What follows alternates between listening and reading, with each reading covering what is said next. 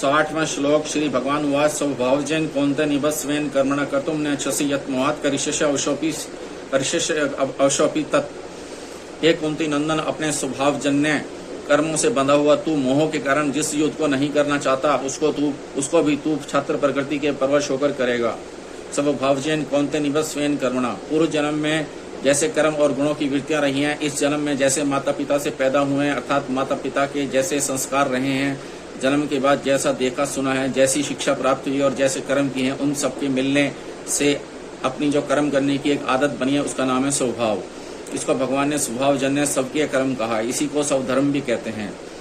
स्वधर्म अपिच्यवक्ष्य न विकुंभितुम अर्षि, दूसरे अध्याय का 31वां श्लोक। कर्तुम न इच्छसि यत् मोहात् करिष्यसि अवशोऽपि तत्।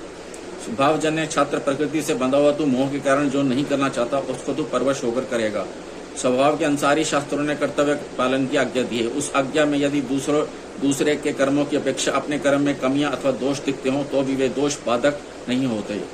श्रेयान स्वधर्म विगुण पर धर्मात् स्वनुष्ठितात्। उस स्वभावज कर्म छात्र धर्म के अनुसार तू युद्ध करने के लिए परवश है। युद्ध रूप कर्तव्य को न करने का तेरा विचार मूढ़ता पूर्वक किया गया है। जो जीवन मुक्त महापुरुष होते हैं उनका स्वभाव सर्वथा शुद्ध होता है, उन पर स्वभाव का आधिपत्य नहीं रहता, अर्थात वे स्वभाव के परवश नहीं होते। फिर भी वे किसी काम से प्रवृत्त होते हैं तो अपनी प्रकृति स्वभाव के अनुसार ही काम करते हैं, परंतु साधारण मनुष्य प्रकृति के परवश होते हैं, इसलिए उनका स्वभाव उनको जबरदस्ती कर्म में लगा देता है।